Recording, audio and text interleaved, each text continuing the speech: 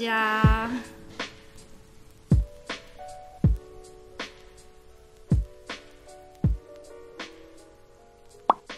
让我把门关一下。我现在所在的这个区域呢，其实就是玄关区，因为大家也看到了，就是我家并没有一个就是很有定义的一个玄关的区域，但是其实我们室内是习惯脱鞋子的，所以呢，就是需要有一个可能客人来啊，或者是我们回家的时候就是脱鞋子的地方。我们就在这里就是放了一个这种长的木箱，当做一个坐凳，然后再放一个地毯这样子，因为有时候会有一些尘土啊，或者是下雨什么的，就可以在这边就是先吸收一点这样子，不会把室内弄得很脏。然后这个柜子呢，除了当做就是座柜之外，它里面就是有很大的收纳空间。那在这个柜子上面呢，我其实放了一幅黄色的画。这幅画呢，它就是利用一个视觉上的效果，让你觉得好像它是一个立体的，很像窗户一样的感觉。因为这一面墙算是我家客厅唯一一面就是没有什么自然采光的地方，然后我不想要让它看起来就是只是一面很单调的白墙。现在你们看到的这个黑色的柜子呢，其实才是我主要放一些常用的鞋子的柜子。对，这面镜子也是我在二手市场就是挖到的宝，我非常喜欢它，就有一点这样子拱形的设计。然后它应该真的是一个古董，因为我不知道你们看不看得出来，它镜子表面就是会有这种痕迹。那这个痕迹并不是不干净，就是这是擦不掉的，它就是因为这个镜子已经是一个古董，所以才会这样子。那镜子的旁边呢，就是一样摆了一些干燥的草。底下这个烛台呢，也是我之前在 Etsy 上面找到的一个古董的烛台，然后我自己放了一个这种就是有一点梯形造型的这种蜡烛，旁边这个才是真的会拿来点的蜡烛，然后它是我一个很喜欢的牌子出的。因为在加州这边，其实公寓附的停车位很多都是那种前后的，所以常常会需要跟室友移车。那移车的话，为了方便起见，我们就会都把钥匙放在这边。这边就是还放了一个小桌历，那它是我当初在 Vacanza 买饰品送的一个满额礼，上面可能就会记录一些浇水啊，或者买菜，就是一个我跟我室友之间的留言板这样子。那我们现在就是再回到刚刚进门口的右手边这个区域。这里呢，我就是放了一面超大的全身镜，就是可以让你再检视一下你全身的一个穿搭。然后呢，这边的这几个植物，大家应该之前看我的 vlog 都不陌生，就是我搬回来的。因为这个区域可以算是我客厅接收采光最好的地方，因为旁边就是很大的一个玻璃门。然后如果我需要就是做一些瑜伽什么的，其实就可以把这面地毯拿起来，然后放上瑜伽垫。那我们现在就出去看阳台吧。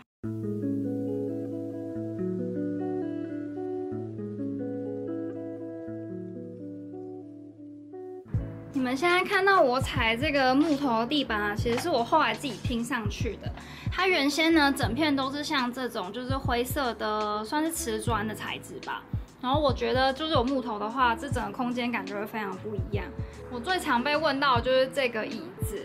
它就是一个有点像是蛋的形状，就你坐在里面的时候呢，你会可以整个背就是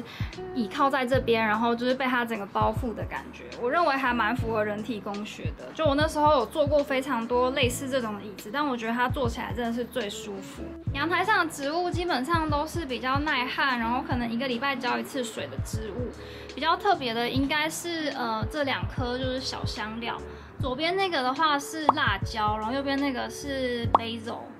你们看得到我吗？因为我现在要来示范，就是这个阳伞。这个阳伞的话，它其实是一个半阳伞。我现在就开给大家看。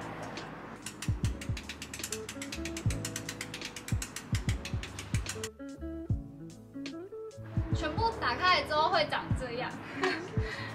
往上大概就会是看到这种感觉。旁边这里我还放了一个小桌子，就有时候出来啊，可能就是拿一杯咖啡或饮料什么的，就会放在这边。来到这个客厅的区域，这里最大件的家具应该就是这个 L 型的沙发，然后它是有3个座位的，所以如果说有朋友来的话，就是这个空间也可以容纳下比较多人。当初选地毯的时候，其实纠结蛮久的，因为我觉得我们客厅就是太多这种方方正正的东西，就电视啊、柜子、桌子、椅子都还蛮方正的，所以想要有一个比较不规则形状的地毯。然后那时候就看到了这个就是假的动物皮啊，它不是真的，大家不要担心。最旁边这个黑成一团的呢，其实是一个椅子。就如果比较多朋友来我们家，然后沙发坐不下的话，就会把它搬出来。那它平常收纳呢也是很简单，就把它折叠起来，它就可以靠墙放了。这个杂志架呢，就除了我会拿来摆杂志之外，其实有时候电脑啊或是平板就会插在这边，因为大小刚好。它本身也是一个黑色的木头，然后搭配上这种藤编的纹路，还蛮复古的感觉。我当初也是在 Instagram 上面看到还蛮多这样子的设计，然后就带回来。旁边这个8层柜，我相信很多来美国的朋友都有，因为它就是很便宜，然后又很方便，你可以把它立着当书柜，或者是像我们这样子摆，就变成电视柜了。那这里的话，我除了就是2格留空之外，其他都买了这种置物篮，因为这置物篮就是它可以收纳超级多东西，然后你平常这样子摆着又不会看起来很乱，非常推荐大家。为了可以就是更有效利用到它整个高度上的空间，我就在 IKEA 买了这个文件架，还有这个木箱子，就可以把一些比较乱的线材啊藏在里面。最后这里呢，我就是拿来摆了一个文字板，它这些字母都是可以拿下来的，所以你就可以随时就是根据不同的季节啊或者是需要，就换成一些其他的字，这样很可爱。然后后面这里其实藏了一个我不是很常用的哑铃，对，因为我觉得它颜色有点太丑了，我就用这个把它挡起来。电视柜的右边这里呢，就是还架了一台电脑，然后这条线就是已经直接连到电视去，所以如果我们有要投放一些电影什么的，就可以直接在这边操作，就是很方便。客厅的这一面墙刚刚一直还没有提到，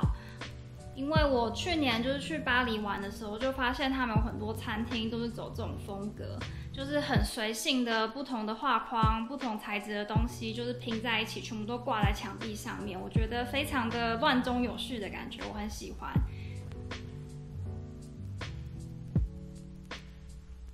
接下来进入到餐厅的区域，这个呢也是在 IKEA 买的，就是一个餐桌加上4个椅子的，它们是一组的。墙壁上的这个植物挂饰呢，是我有一个周末跟我室友自己就是 DIY 手做的，就我们就自己去花市啊买，就是大概2、3种不同的这种植物，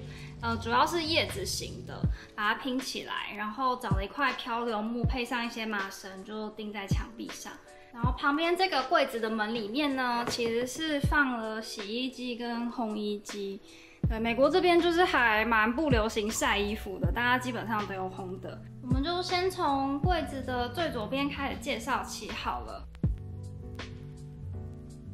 是我烘焙的时候用来就是擀面团用的。旁边这个2层的木架呢，主要是用来放一些不用冰的东西，像是洋葱啊、地瓜、马铃薯等等。然后这个柠檬是我昨天在朋友家的后院自己摘的。再移动过来呢，就是这个2层的置物架，上面这一层主要就是放一些可以拿来泡的东西，像是这几包是我已经用完的咖啡豆，因为我还留着包装，是因为之后想要拍影片跟大家分享。然后后面这里就是我之前也是跟着团购一起买的，就是珍珠奶茶，可以在家自己泡的那一种。底下这里呢，全部都是抹茶相关的东西，玻璃吸管，对，然后这个茶钵就是有在泡抹茶的应该要知道，就是你要刷用的。旁边这个就是用来刷抹茶的那个刷子，然后我把它摆在这里面，是因为我一直觉得这个东西就是一个很像工艺品的概念。对，底下那个黑色的架子是他们一组附的，就是你买那个刷子，他会附给你的。然后外面这个罩钟呢，是原本是拿来放蜡烛啦，但是我现在就是把它放在里面。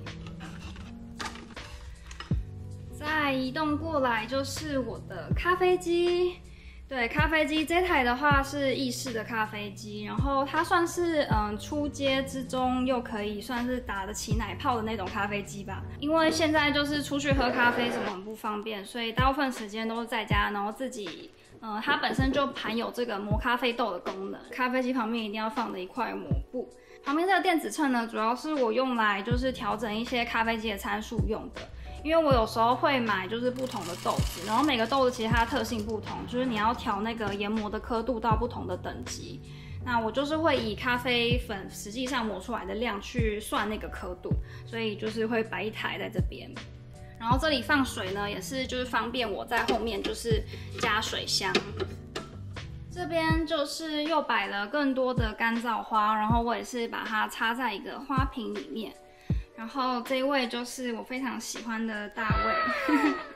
然后再加上一些我买的就是这种古董的烛台，然后这个也是古董的画框。对，反正这一区呢都是一些我在各个地方就是采集回来的宝。然后这个呢应该就是这一区唯一一个就是算实用的东西，它是一台音响。为了要让这一区就是看起来更有一种那种浪漫梦幻的感觉，我就是放了一个这种伸缩的架子，然后放了一个透光的窗帘在这边。这个是真的窗帘哦，就是我自己把它剪断的。那这个架子它也是这种伸缩的设计，所以是不用钻孔的。那在它延伸过去的另外一边呢，我就是放了一些这种挂钩，然后可以来挂一些厨房的小东西。像是这一区的话呢，就是有隔热手套，然后这个东西每个朋友来我家都一定会问我，它是一个草编的隔热垫，这是我的抹茶用的过筛的网子，量具啊，还有这个木板的话，主要是拿来就是放一些 cheese 啊或小饼干的东西。柜子的第二层呢，这里就是摆了一些空气植物。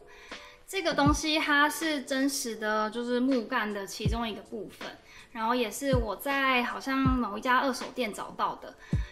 旁边这个圆形的呢，它是一个蜡烛。最旁边这一区呢，就是放了2本我已经看完的书，然后上面这个茶呢，是我之前就是去巴黎玩的时候带回来的伴手礼，它是马黑的茶。这个是好像东京的迪士尼限定的米奇吧。就是因为那边有一个游乐设施是那个什么惊魂电梯之类的，对，在那边才买得到的一个特别版。然后我觉得这表情就是超级可爱。再往上面一层呢，就是几个空的玻璃瓶，就如果有时候去外面买了一些花回来，然后要插花的话，就会放在里面。